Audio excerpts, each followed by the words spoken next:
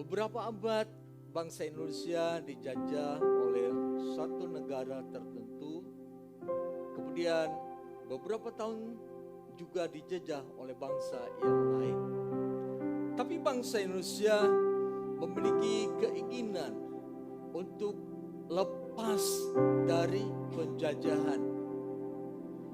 Mereka berupaya hanya dengan mengandalkan bambu runcing dan senjata tradisional, golok, keris, dan lain-lain.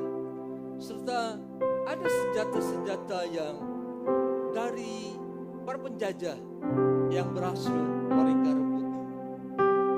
Tetapi berlawanan bangsa Indonesia terhadap penjajah memang tidak sebanding dalam hal kekuatan mereka.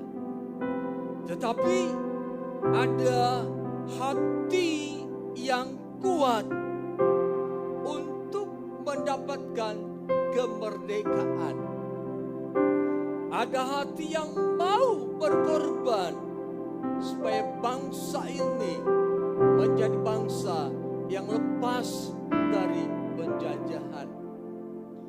Semangat inilah yang harus juga ada dalam kehidupan kita.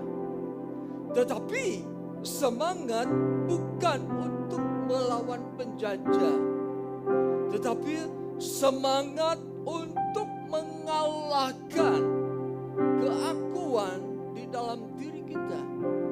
Semangat untuk mengalahkan segala bentuk kedagingan di dalam diri kita.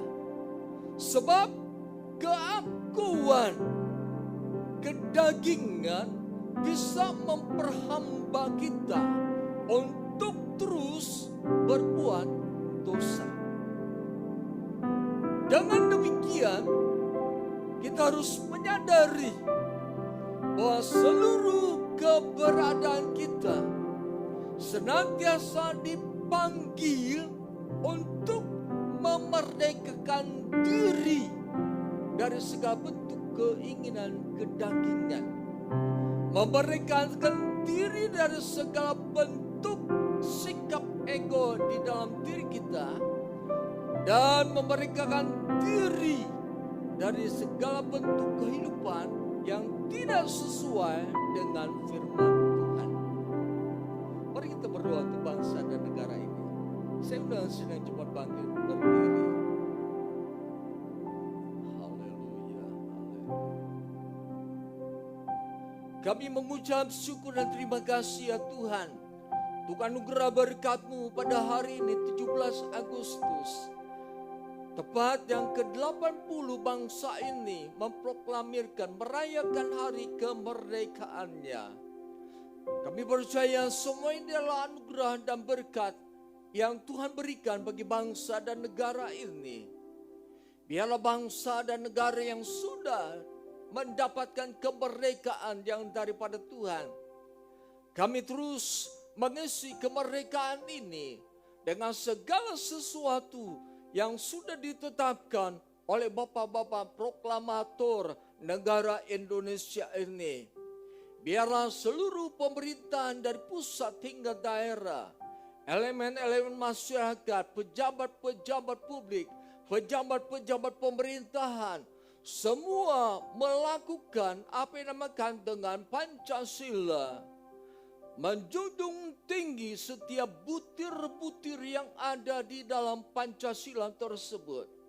Dan biarlah seluruh bangsa yang ada di Indonesia ini menjunjung tinggi Undang-Undang Dasar 45. Dan selalu hidup berdasarkan NKRI di dalam nama Yesus. Kami mohon belas kasihan Allah. Sebab kami yakin dan percaya segala bentuk kehidupan bangsa dan negara, jika seluruhnya selaras dengan kehendak Tuhan, maka berkat Allah dicurahkan bagi bangsa dan negara ini. Isilah kehidupan kami dengan kehidupan yang sesuai dengan firman Allah, agar apapun yang kami lakukan Semuanya merupakan bentuk kami mengisi kemerdekaan yang telah Tuhan berikan kepada kami. Apapun yang kami lakukan sesuai dengan firman Tuhan, ini merupakan bentuk bagaimana kami membangun negara ini berdasarkan kebenaran, dan kami rindu kebenaran yang kami lakukan berfokus kepada firman Tuhan. Terima kasih untuk anugerah dan berkat-Mu, sehingga pada saat ini kami pun dapat mendengarkan firman Tuhan. Tuhan, tolong kami, Roh Kudus tolong kami, agar kami memperoleh kekuatan ilahi, memperoleh roh hikmat untuk mendengarkan firman Tuhan. Dan kami siap melakukan firman Tuhan. Di dalam nama Tuhan Yesus kami berdoa, haleluya, amin. Kita serukan merdeka 3 kali. Merdeka, merdeka, merdeka, haleluya. Firman Tuhan pada siang hari ini diambil dari kitab Bilangan pasal 13 ayat 25 sampai dengan 33. Kita akan baca secara bergantian. Jemaat ayat 25, saya ayat 26 dan selanjutnya. Silakan jemaat mulai 3, 2, 1.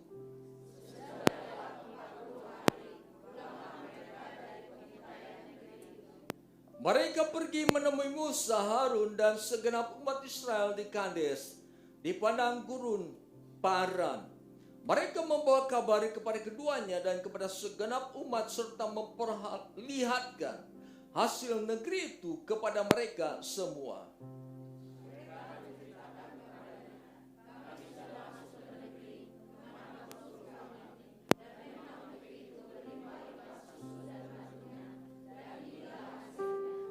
Hanya saja bangsa yang tinggal di negeri itu kuat-kuat.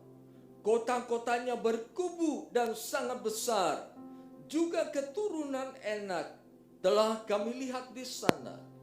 Orang Amalek tinggal di tanah Negeb, orang Het, orang Yebus, dan orang Amori tinggal di pegunungan. Orang Kanaan tinggal di sepanjang tepi laut dan di sepanjang tepi sungai Yordan.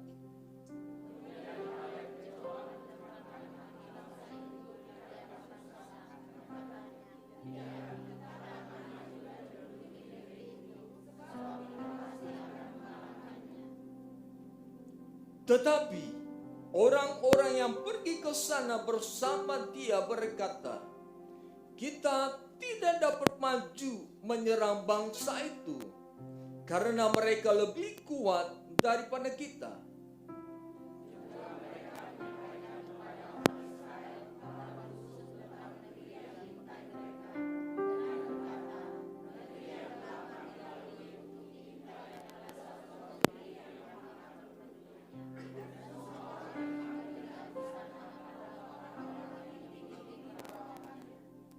Kami lihat juga di sana orang-orang raksasa.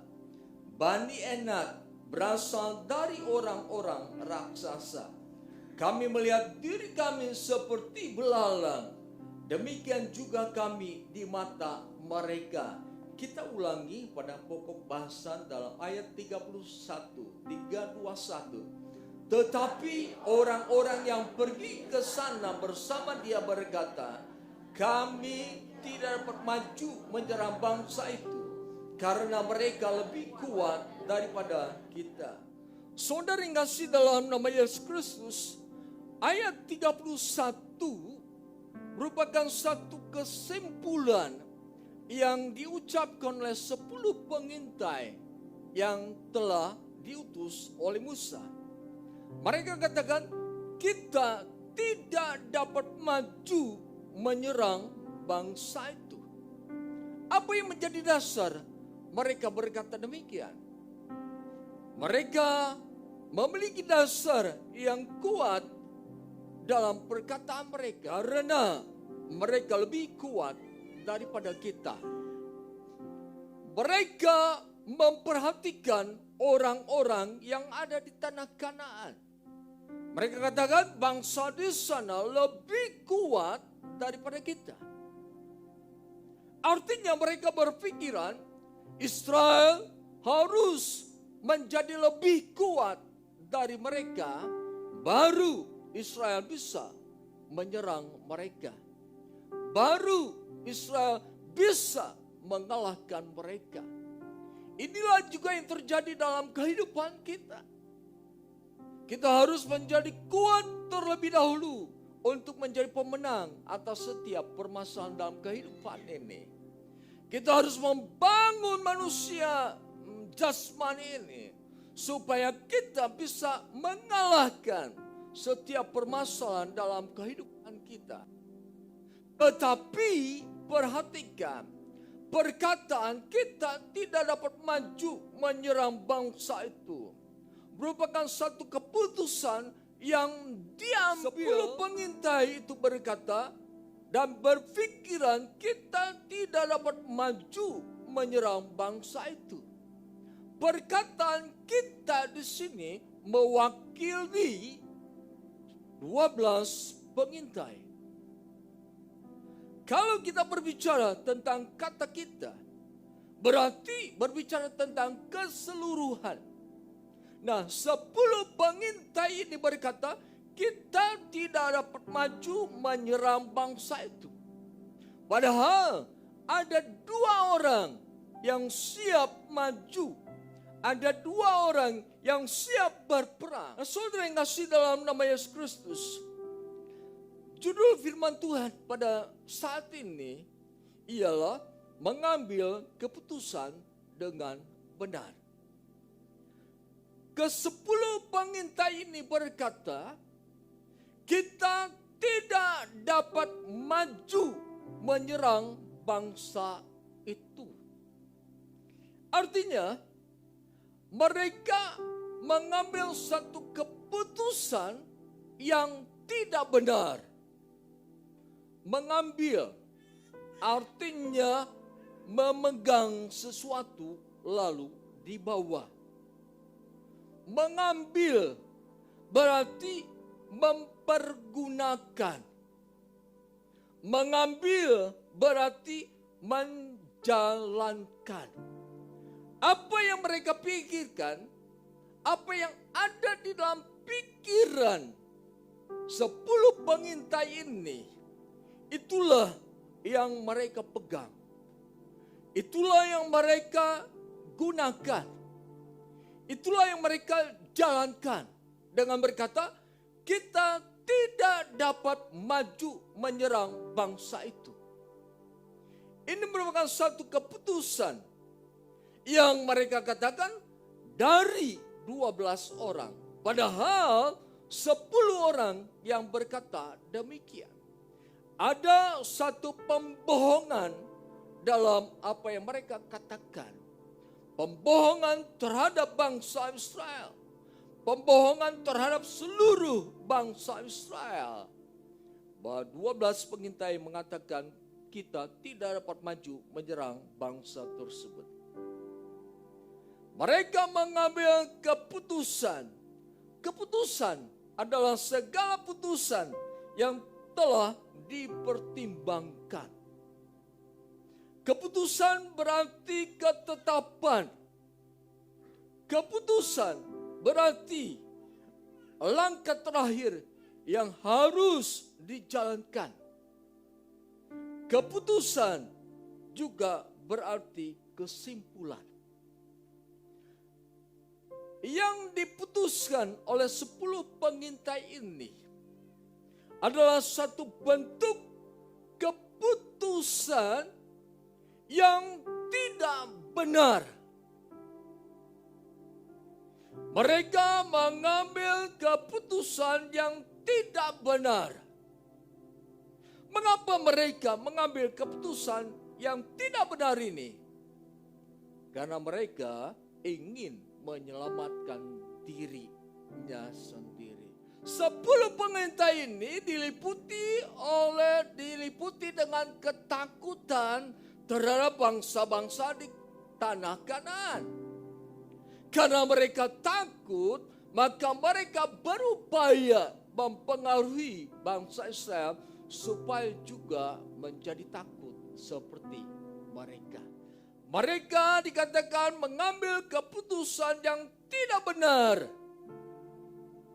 sebab ini bertentangan dengan firman Tuhan. Perhatikan Bilangan pasal 13 ayat 1 sampai dengan yang kedua. Kita baca bersama-sama. 3, 2, 1. Tuhan berfirman kepada Musa, suruhlah beberapa orang mengintai tanah Kanaan yang akan kuberikan kepada orang Israel. Dari setiap suku nenek moyang mereka, engkau harus mengirim seseorang, semuanya pemimpin di antara mereka. Dikatakan Tuhan berfirman kepada Musa, Musa, suruh beberapa orang mengintai tanah Kanaan, tanah perjanjian yang akan kuberikan kepada orang Israel. Jadi Allah menyuruh 12 orang pengintai ke tanah Kanaan untuk melihat tanah Kanaan, dan Allah katakan, aku akan memberikannya kepada mereka. Jadi kalau 10 orang berkata kita tidak dapat maju menyerang bangsa itu, berarti mereka memiliki keputusan, memiliki pendapat akhir yang bertentangan dengan ketetapan Tuhan, yang bertentangan dengan rencana Tuhan, yang bertentangan dengan apa yang sudah Tuhan katakan. Ini hal sering terjadi dalam kehidupan kita. Kita sering mengambil keputusan berdasarkan ketakutan di dalam diri kita. Kita mengambil keputusan berdasarkan apa yang kupilih benar, apa yang kurasakan benar. Tetapi dalam keputusan itu kita mengabaikan firman Tuhan. Kita mengabaikan kebenaran firman Tuhan. Misalnya, dalam dunia bisnis, setiap orang terpanggil untuk mencari keuntungan sebesar-besarnya. Tetapi mereka mengambil satu keputusan, kita harus juga berbuat dengan kejujuran dan ketidakjujuran. Ada penipuan di dalam bisnisnya. Ada penggelapan di dalam bisnisnya. Ini adalah keputusan yang bertentangan dengan ketetapan Tuhan. Segala bentuk keputusan yang kita ambil harus berfokus kepada kebenaran firman Tuhan. Segala bentuk keputusan yang harus kita ambil harus berdasarkan kepada firman Tuhan. Kalau mereka berkata kita tidak dapat maju menyerang bangsa itu karena mereka lebih kuat daripada kita, mereka mengambil keputusan yang bertentangan dengan ketetapan Allah. Mereka berpikir kalau bangsa itu kuat, maka mereka tidak bisa menjadi pemenang. Mereka berpikir mereka pasti kalah dalam peperangan. Berbeda dengan pandangan Allah. Berbeda dengan cara kerja Allah. Ketika Allah mengeluarkan bangsa Mesir, bangsa Israel dari Mesir, Allah menyatakan kemahakuasaannya. Mereka 10 pemimpin ini, 10 pengintai ini mendengar cerita tentang Allah membebaskan Israel dari Mesir. Mereka menjadi saksi hidup bagaimana Allah melepaskan Israel dari Mesir. Tetapi pada saat mereka berkata bangsa di tanah Kanaan lebih kuat, mereka berkata kita tidak dapat maju menyerang bangsa itu. Jadi keputusan yang diambil oleh 10 orang pengintai ini adalah keputusan yang didasarkan oleh kepentingan pribadi. Mereka tidak mau bekerja, tidak mau berperang, mereka tidak mau mengalahkan bangsa yang memang ditentukan oleh Allah untuk dikalahkan. Permasalahan-permasalahan yang datang ke dalam kehidupan kita adalah permasalahan yang Allah izinkan terjadi dalam kehidupan kita. Mengapa Allah mengizinkan itu? Sebab Allah tahu kita mampu mengatasi permasalahan hidup. Mengapa terjadi permasalahan dalam kehidupan kita? Sebab Allah memberi kepada kita kemenangan terhadap permasalahan yang akan datang tersebut. Ada satu perkataan, mengapa permasalahan datang kepadaku? Karena aku tahu Allah menjadikan aku sebagai pemenang. Kita akan menjadi pemenang setelah kita mengatasi permasalahan. Kita menjadi pemenang setelah kita mengalahkan permasalahan. Itulah yang Allah tentukan dalam kehidupan kita. Kita menjadi pemenang atas setiap permasalahan hidup. Kita ditentukan menjadi pemenang atas setiap permasalahan hidup.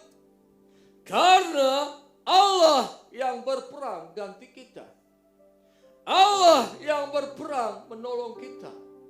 Allah yang melepaskan kita dari peperangan itu. Sebagai manusia, mungkin kita berkata, aku tidak memiliki kemampuan apa-apa.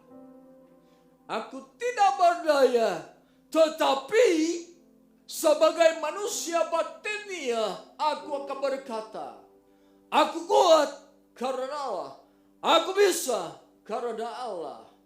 Aku mampu karena Allah. Oleh sebab itu aku akan selalu berkata, aku bisa karena Allah. Aku menang karena Allah. Aku dapat menaklukkan setiap permasalahan dalam kehidupan ini. Karena Allah yang menjadi Allah yang berperang nantiku.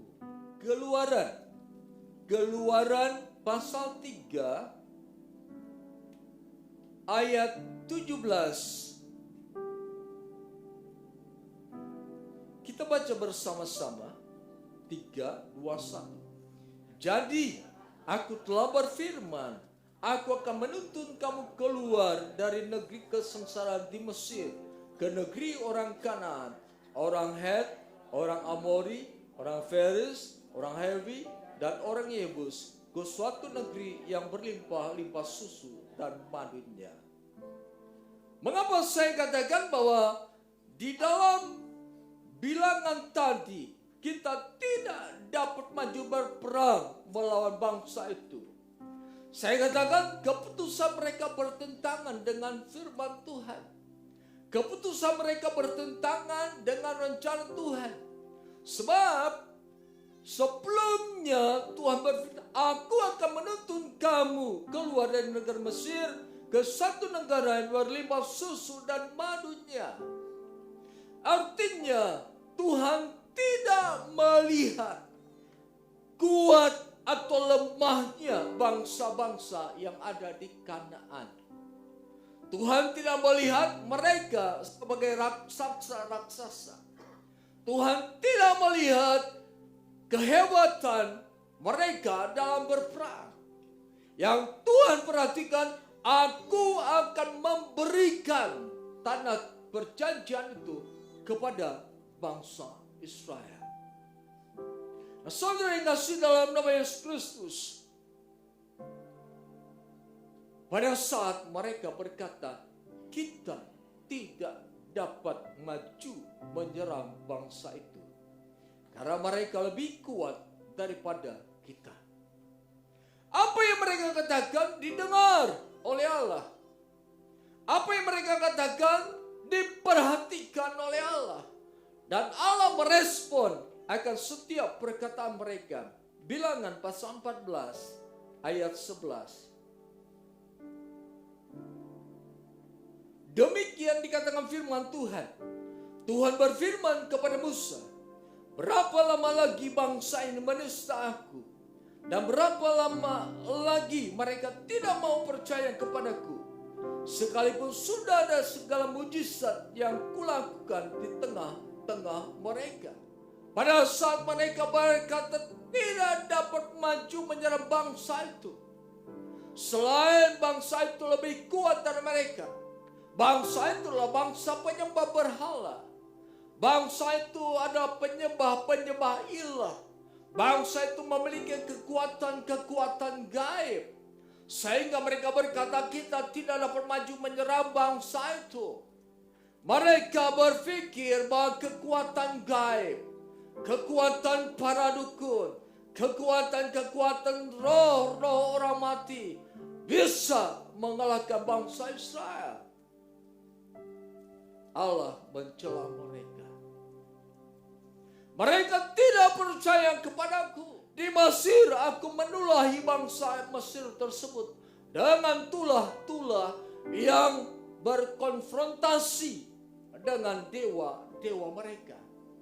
Pada saat Allah memberikan tulah pertama, dewa mereka bekerja, mereka bisa menciptakan ular. Tetapi di dalam perintah-perintah Allah yang lain, di dalam hukum-hukum Allah yang lain, dewa-dewa itu tidak bisa mengerjakan apa yang Allah kerjakan. Jadi dengan demikian, Allah berkata, mengapa mereka tidak mau percaya kepadaku? Sekalipun sudah ada mujizat yang kulakukan di tengah-tengah mereka. Jadi kembali, pernyataan di ayat 31 ini adalah pernyataan pribadi yang dilandasi oleh ketakutan, yaitu takut mati dalam peperangan. Artinya mereka tidak mau berkorban untuk melakukan firman Tuhan. Yang kedua, perkataan itu berarti perkataan yang menentang kebenaran firman Allah. Jadi perhatikan, keputusan yang kita ambil dalam kehidupan ini, apakah keputusan itu didasari oleh ketakutan dalam kehidupan kita? Kita khawatir tentang hari esok. Kita khawatir tentang apa yang akan kita makan dan minum. Lalu kita berkata, kita harus berhemat sehemat-hematnya. Cukup makan nasi putih dan garam saja. Gak usah beli tempe, tahu, lauk dan pauk dan lain-lain. Supaya masa depan kita tetap terjamin. Supaya hari esok kita tetap memiliki uang. Itu keputusan yang kita ambil berdasarkan ketakutan tentang masa depan kita. Ketakutan kita akan mengalami kelaparan. Ketakutan kita akan mengalami kesusahan. Ketakutan kita akan mengalami berbagai tekanan karena tidak mempunyai uang. Allah berfirman, sekali-kali aku tidak akan meninggalkan engkau. Sekali-kali aku tidak akan membiarkan engkau. Apapun permasalahan keuangan yang hadir dalam kehidupan kita, Mazmur berkatakan, tidak pernah aku melihat cucu-cucu orang benar minta-minta roti. Tidak pernah mengalami kekurangan dalam kehidupan setiap orang benar. Sebab Allah yang disembah adalah Allah yang hidup, Allah yang sanggup menyediakan segala kebutuhan hidup umat-umatnya. Pada saat ini mungkin kita seringkali mendengar tentang berita-berita di sosmed. Kejadian-kejadian di sosmed yang menjadikan kita takut, menjadikan kita gelisah dalam kehidupan ini. Arahkan kehidupan kita kepada Tuhan dan firman-Nya. Pusatkan kehidupan kita kepada Tuhan dan firman-Nya. Halau ketakutan itu keluar dari kehidupan kita. Halau kegelisahan itu keluar dari kehidupan kita. Sebab Allah tidak menginginkan kita hidup di dalam kekhawatiran. Allah tidak menginginkan kita hidup di dalam kegelisahan. Allah tidak menginginkan kita takut di dalam segala perkara dalam kehidupan ini. Allah ingin kita menikmati suasana surga dalam kehidupan ini. Allah ingin kita hidup menikmati segala apa yang Allah ciptakan dalam dunia ini. Allah ingin kita menikmati segala bentuk berkat yang Allah sediakan selama kita hidup di muka bumi ini. Tetapi orang-orang yang pergi ke sana bersama Dia berkata, kita tidak dapat maju menyerang bangsa itu karena mereka lebih kuat daripada kita. Kembali saya katakan, mereka mengambil keputusan yang bertentangan dengan firman Tuhan. Mereka mengambil keputusan yang tidak benar. Bertanya, bagaimana bentuk keputusan yang benar di hadapan Allah? Kita bertanya, jadi apa yang harus kulakukan? Apa yang harus kukerjakan ketika aku mengambil keputusan dalam kehidupan ini? Kita harus mengambil keputusan yang benar dalam setiap aspek kehidupan kita. Yang pertama, keputusan yang benar adalah keputusan di mana hati kita berfokus kepada Allah dan firman.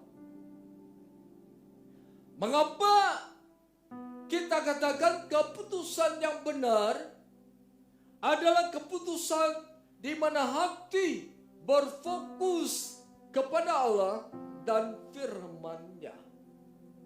Sebab Allah adalah benar. Firman-Nya adalah benar. Ketika hati kita berfokus kepada Allah dan firman-Nya, pasti keputusan yang kita ambil benar adanya. Dengan demikian dapat kita katakan bahwa setiap keputusan yang berfokus kepada Allah, hati yang berfokus kepada Allah pasti benar. Dan keputusan ini akan mempengaruhi seluruh aspek kehidupan kita, masa sekarang dan masa yang akan datang. Salomo mengatakan dalam Amsal pasal 4 ayat 23, hati adalah sumber kehidupan. Kalau hati kita mengambil keputusan yang sesuai dengan kehendak Allah, berfokus kepada Allah dan firman-Nya, itulah yang Tuhan inginkan. Itulah keputusan yang benar di hadapan Allah yang harus kita ambil. Contoh keputusan yang benar, Bilangan pasal 13 ayat 30. Kemudian Kaleb mencoba menenteramkan hati bangsa itu di hadapan Musa. Katanya, tidak, kita akan maju dan menduduki negeri itu, sebab kita pasti akan mengalahkannya. Ketika bangsa Israel tidak tentram mendengar berita bahwa orang-orang Kanaan adalah orang-orang yang kuat dan hebat, gagah dalam berperang, mereka takut. Tapi Kaleb berkata, kita akan maju menduduki negeri itu sebab kita pasti akan mengalahkannya. Mengapa Kaleb berkata demikian? Sebab Dia memiliki hati yang berfokus kepada Tuhan. Hati yang berfokus kepada firman Tuhan. Kaleb menyaksikan sendiri bagaimana Allah mengeluarkan Israel dari Mesir. Kaleb menyaksikan sendiri bagaimana Allah berperang ganti orang Israel.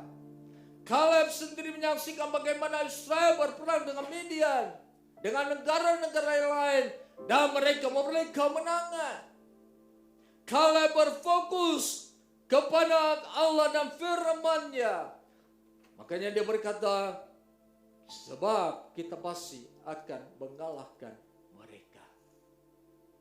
Hati yang berfokus kepada Allah dan firman-Nya akan mendatangkan satu keputusan yang benar dalam kehidupan kita.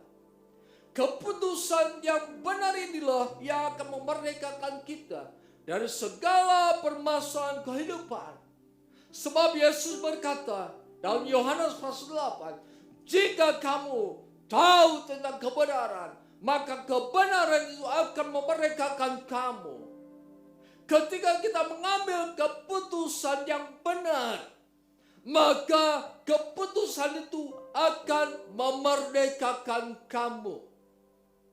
Ketika kita sakit, kita mengambil keputusan, saya akan terus berdoa, saya akan terus berharap, saya akan terus meminta kesembuhan kepada Tuhan, saya akan terus beriman kepadanya. Ini adalah keputusan yang benar.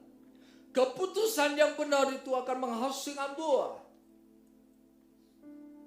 Sebab mati hidup kita dikuasai oleh lidah. Ketika kita berkata, saya harus hidup sesuai dengan firman Allah, saya pasti lepas dari permasalahan ini, maka hati yang berfokus pada Allah dan firman-Nya akan membawa kita untuk lepas dari permasalahan yang kehidupan kita pada saat ini. Yang kedua, keputusan yang benar adalah keputusan yang berdasarkan iman. Bukan berdasarkan ketakutan pribadi. Bukan berdasarkan pikiran semata-mata. Bukan berdasarkan hati yang ada di dalam diri ini. Tetapi keputusan yang diambil berdasarkan iman. Itu adalah keputusan yang benar. Mari kita perhatikan apa yang dikatakan Kaleb. Bilangan pasal 14 ayat yang ke-9. Kita mulai dari ayat yang ke-8 saja. Kita baca bersama-sama 3, 2, 1. Jika Tuhan berkenan kepada kita, Ia akan membawa kita masuk ke negeri itu dan memberikannya kepada kita, suatu negeri yang berlimpah-limpah susu dan madunya.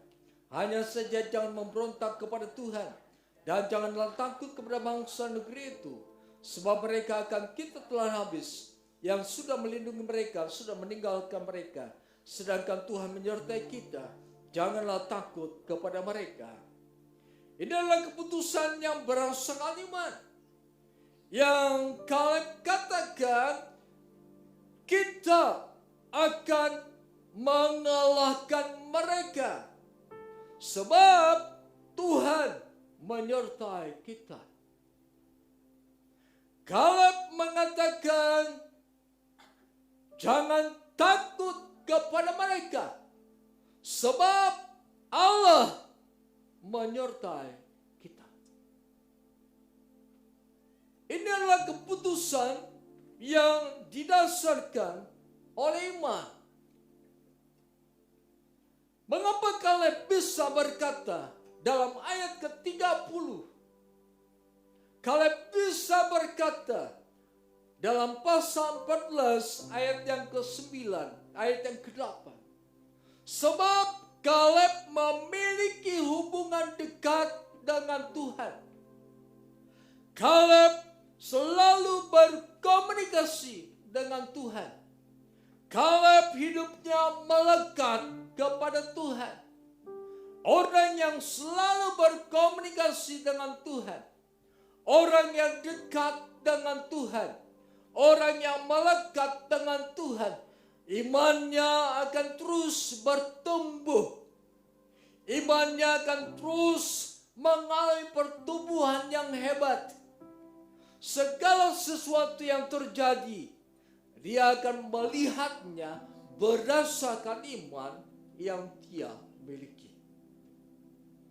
Dengan kata lain, segala permasalahan yang datang kepada kita harus kita atasi berdasarkan iman dalam kehidupan kita. Percaya bahwa Allah sanggup melakukan segala perkara. Percaya bahwa bagi Allah tidak ada mustahil. Percaya bahwa bagi orang percaya tidak ada yang mustahil. Itu adalah keputusan yang berdasarkan iman. Saya akan hidup jujur di hadapan Allah, sekalipun saya mengalami keuntungan sedikit. Saya akan berlaku jujur dalam kehidupan ini, sekalipun orang lain menjauhi saya. Saya akan hidup jujur di dalam dunia ini, sekalipun orang lain mencibir kejujuran saya. Kejujuran inilah yang menjadikan kita sebagai orang yang selalu dipelihara oleh Allah. Kejujuran inilah yang menjadikan kita diperhatikan oleh Allah. Kejujuran inilah yang menjadikan Allah membela kita dalam seluruh aspek kehidupan ini. Kejujuran inilah yang membawa kita berkata, bertanya, maka Allah menjawab. Kejujuran inilah yang membawa kita ketika kita mengetuk pintu, Allah membuka.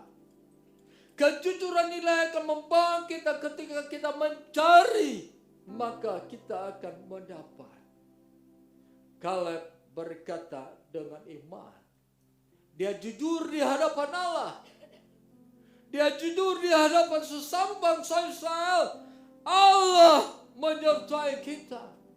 Jangan takut terhadap orang kanan. Ini adalah keputusan yang benar. Keputusan yang diambil berdasarkan iman. Yang ketiga, keputusan yang benar adalah keputusan yang diambil berdasarkan ketaatan kepada firman Tuhan. Kita perhatikan dalam Filipi pasal 2 Filipi pasal 2 ayat 5 sampai dengan 10. Saya akan bacakan untuk kita semua. Hendaklah kamu dalam hidupmu bersama menaruh pikiran dan perasaan yang terdapat juga dalam Kristus Yesus, yang walaupun dalam rupa Allah tidak menganggap kesetaraan dengan Allah itu sebagai milik yang harus dipertahankan, melainkan telah mengosongkan dirinya sendiri dan mengambil rupa seorang hamba dan menjadi sama dengan manusia dalam keadaan sebagai manusia. Ia telah merendahkan dirinya dan taat sampai mati, bahkan sampai mati di kayu salib. Itulah sebabnya Allah sangat meninggikan dia dan mengaruniakan kepadanya nama di atas segala nama, supaya dalam nama Yesus bertekuk lutut segala yang ada di langit, di atas bumi dan di bawah bumi, dan segala lidah mengaku Yesus Kristus adalah Tuhan bagi kemuliaan Allah Bapa. Di sini katakan tentang Yesus Kristus, di mana Yesus mengambil keputusan berdasarkan ketaatan kepada Bapanya, ketaatan kepada Allah. Yesus sebagai anak ditentukan untuk mati mengangkut dosa manusia. Yesus ditentukan untuk disalibkan. Dan Yesus mengambil keputusan menyerahkan kehidupannya kepada Tuhan. Ini adalah keputusan yang berdasarkan kepada ketaatan kepada Allah dan firman-Nya. Inilah juga yang harus kita kerjakan dalam kehidupan ini. Kita harus lebih taat kepada Allah daripada segala keinginan kedagingan kita, daripada segala keinginan kemanusiaan kita. Dan seringkali tanpa kita sadari itu membawa kita jauh dari Allah. Saudara, yang keempat, keputusan yang benar adalah keputusan yang diambil yang mengutamakan Tuhan. Mengutamakan Tuhan di sini berarti bahwa apapun yang terjadi dalam hidupku, aku akan selalu mengutamakan Tuhan di dalam hidupku ini. Apapun yang terjadi dalam diriku, aku akan tetap mengutamakan Tuhan. Ketika aku berkekurangan, aku tidak akan menipu. Ketika aku berkekurangan, aku akan tetap berlaku jujur. Ketika aku berkekurangan, aku tidak akan mengeluh kepada Allah. Ketika aku berkekurangan, aku tidak akan berkeluh kesah di hadapan sesama manusia. Ketika aku berkekurangan, aku tetap percaya bahwa Tuhan yang memelihara kehidupanku. Inilah keputusan yang benar. Keputusan yang diambil berdasarkan ketaatan. Berdasarkan bagaimana kita hidup mengutamakan Tuhan. Sadrak, Mesak, dan Abednego. Saat Raja Nebukadnezar membuat sebuah patung dan memberi ketetapan seluruh bangsa harus berlutut, harus menyembah kepada patung Nebukadnezar. Barang siapa yang tidak menyembah pada saat sangkakala dibunyikan, mereka akan dimasukkan ke dalam dapur api. Dengan kata lain, mereka akan dihukum mati.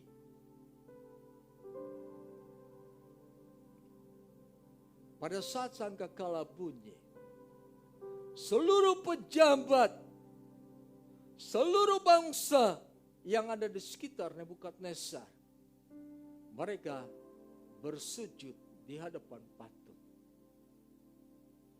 Dan pada saat mereka semua sujud, Sadrak, Mesak, dan Abednego, mereka tidak sujud kepada patung itu. Lalu para pembesar kerajaan berkata, Nebukadnezar, ada 3 orang, Sadrak, Mesak, dan Abednego, yang tidak mau sujud kepada patung buatanmu. Bukankah engkau sudah menetapkan bahwa mereka yang tidak sujud akan dimasukkan ke dalam dapur api? Lalu Raja Nebukadnezar memanggil Sadrak, Mesak, dan Abednego. Sadrak, Mesak, Abednego, benarkah engkau ketika sangkakala berbunyi, engkau tidak sujud menyembah kepada patungku? Nebukadnezar berkata, aku memberi kesempatan kepadamu untuk sujud menyembah kepada patung itu. Kita perhatikan apa yang mereka katakan. Kita perhatikan kitab Daniel.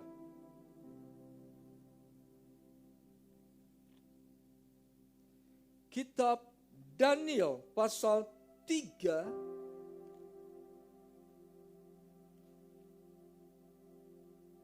ayat 16 sampai dengan 17. Kita baca bersama-sama. 3, 2, 1. Sadrak, Mesak, dan Abednego menjawab Raja Nebukadnezar, tidak ada gunanya kami memberi jawab kepada Tuanku dalam hal ini. Jika Allah kami yang kami puja sanggup melepaskan kami, Ia akan melepaskan kami dari perapian yang menyala-nyala itu dan dari dalam tanganmu ya Raja. Tetapi seandainya tidak, hendaklah Tuanku mengetahui ya Raja, bahwa kami tidak akan memuja dewa Tuanku dan tidak akan menyembah patung emas yang Tuanku dirikan itu. Inilah satu keputusan yang benar, keputusan yang didasari dengan kehidupan yang lebih mengutamakan Tuhan daripada dirinya sendiri.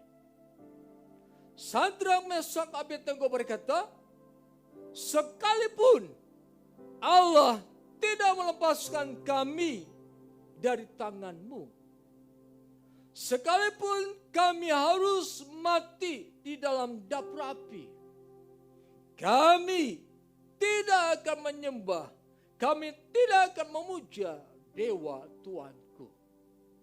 Kami tidak akan berlutut di hadap patung Tuanku.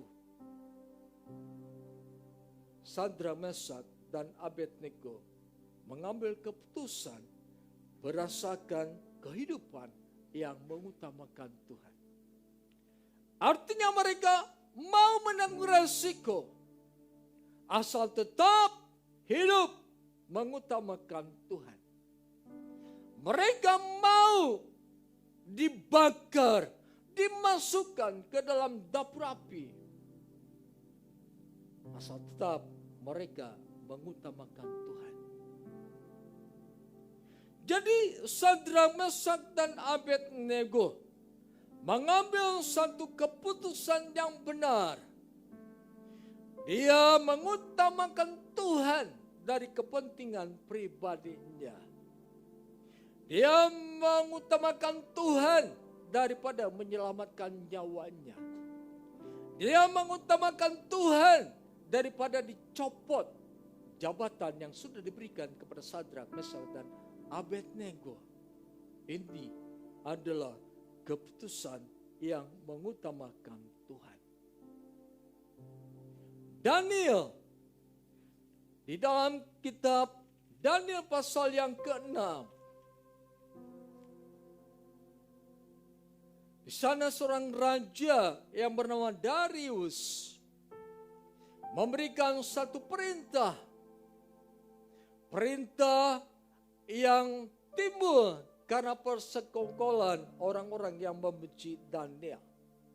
Mereka berkata, Tuanku Raja Darius, buatlah satu peraturan supaya dalam beberapa hari ini tidak ada orang yang berdoa kepada Allahnya sendiri.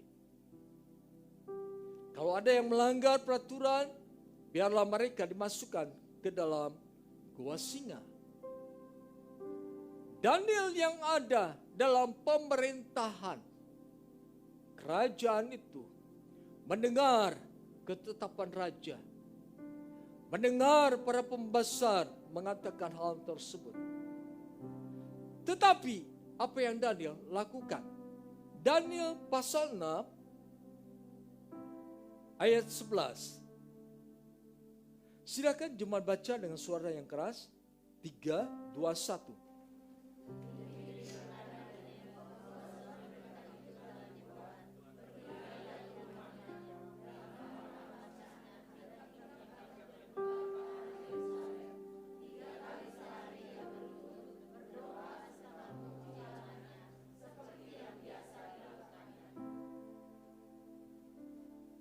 Ayat 12.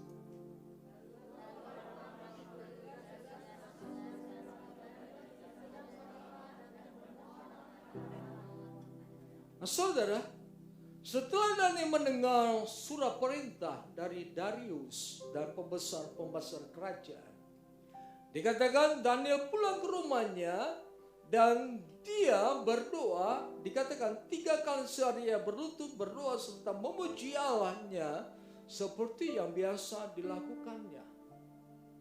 Daniel tahu kalau dia berdoa kepada Allah, dia akan dimasukkan ke dalam gua singa. Tetapi Daniel sudah mengambil keputusan yang benar. Sekalipun dia harus dimasukkan ke dalam gua singa, sekalipun dia harus mati di dalam gua singa, tapi dia tetap mengutamakan Tuhan. Dan apa yang terjadi? Raja mengizinkan para pembesar membawa Daniel untuk dimasukkan ke gua singa.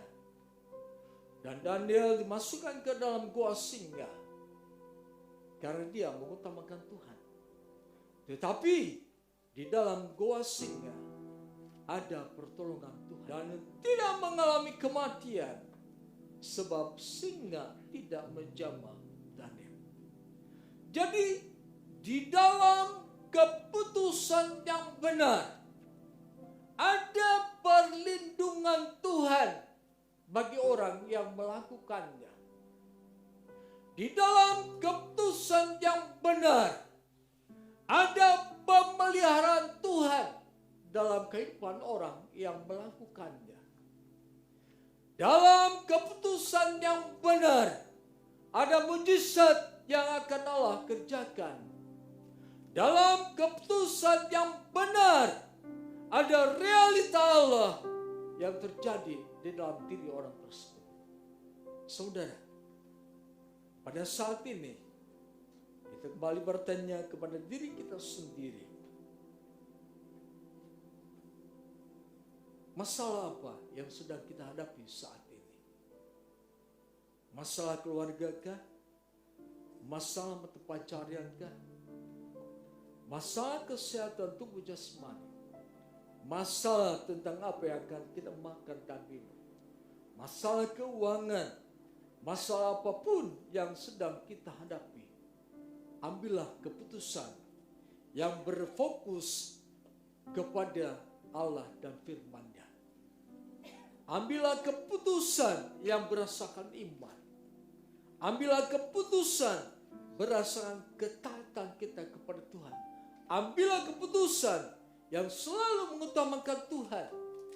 Maka segala sesuatu yang kita kerjakan akan mendatangkan berkat dalam kehidupan kita. Orang yang melakukan firman Tuhan tidak akan dibiarkan oleh Tuhan. Orang yang melakukan firman Tuhan akan dipelihara oleh Tuhan. Orang yang melakukan firman Tuhan akan berada dalam kerajaan yang tidak tergoncangkan.